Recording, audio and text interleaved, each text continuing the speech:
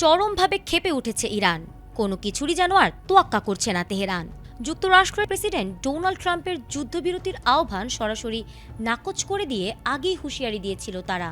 প্রয়োজনে টানা ৬ মাস ভয়াবহ ও বিধ্বংসী হামলা চালানোর মতো অস্ত্র ভাণ্ডার মজুদ রয়েছে ইরানের হাতে। আলী লারিজানি ও কাশেম সোলেইমানির মতো শীর্ষ নেতৃত্ব হত্যার পর আরও ক্ষুব্ধ হয়ে উঠেছে তেহরান। সেই ক্ষোভ থেকেই একের পর এক হামলা চালিয়ে যাচ্ছে তারা। যুক্তরাষ্ট্র ও ইসরায়েলকে লক্ষ্য করে শুরু হলেও এবার মধ্যপ্রাচ্যের অন্যান্য দেশেও হামলার পরিধি বাড়িয়েছে ইরান। সৌদি আরব, কাতার ও সংযুক্ত আরব আমিরাতে গতকাল থেকে একের পর এক ক্ষেপণাস্ত্র ছুড়ছে তারা। লক্ষ্য যেন একটাই, অঞ্চল জুড়ে মার্কিন সামরিক উপস্থিতি সম্পূর্ণভাবে ধ্বংস করে দেওয়া। আর এই প্রেক্ষাপটে কাতারের বৃহত্তম শিল্পাঞ্চল রাস লাফফানে ভয়াবহ হামলা চালিয়েছে ইরান। ইরানের সাউথ পার্স গ্যাস ক্ষেত্রে ইসরায়েলি হামলার প্রতিশোধ হিসেবে তেহরান এই হামলা চালিয়েছে বলে জানা গেছে। কাতারের প্রতিরক্ষা মন্ত্রণালয় জানিয়েছে, ইরান থেকে ছোড়া ৫টি ব্যালিস্টিক ক্ষেপণাস্ত্রের মধ্যে ৪টি ভূপাতিত করা হলেও একটি শিল্পাঞ্চলে আঘাত হানে। আর এই আগুন নিয়ন্ত্রণে আনতে জরুরি পরিষেবা সংস্থাগুলো সর্বাত্মক চেষ্টা চালিয়ে যাচ্ছে।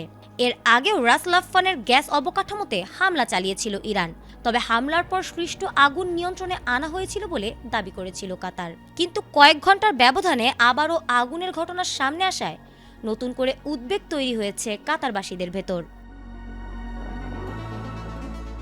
অন্যদিকে কাতার এনার্জি জানিয়েছে, হামলায় শিল্পাঞ্চলটিতে ভয়াবহ আগুন ধরে যাওয়ার ফলে স্থাপনার ব্যাপক ক্ষয়ক্ষতি হয়েছে। তবে অগ্নি নির্বাপক দল দ্রুত আগুন নিয়ন্ত্রণে আনার ফলে এখন পর্যন্ত কোনো হতাহতের খবর পাওয়া যায়নি বলে জানিয়েছে দোহা।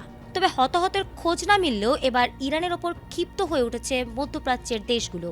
তারাও পাল্টা আক্রমণের প্রস্তুতি নিচ্ছে। কাতার এই হামলাকে তাদের সার্বভৌমত্বের লঙ্ঘন এবং জাতীয় নিরাপত্তার জন্য সরাসরি হুমকি হিসেবে বর্ণনা করে তীব্র নিন্দা জানিয়েছে। আর এই ঘটনার প্রেক্ষাপটে কাতার ইরানি দূতাবাসের সামরিক ও নিরাপত্তা কর্মকর্তাদের দেশ ছাড়ার নির্দেশ দিয়েছে।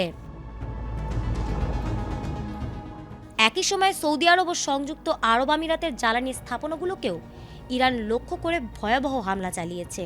সৌদি সরকার ইতোমধ্যে ইরানকে কড়া হুঁশিয়ারি দিয়ে জানিয়েছে, প্রতিবেশীর সঙ্গে আলোচনায় আর বিশ্বাস নেই, প্রয়োজনে সরাসরি হামলার পথেই হাঁটবে তারা।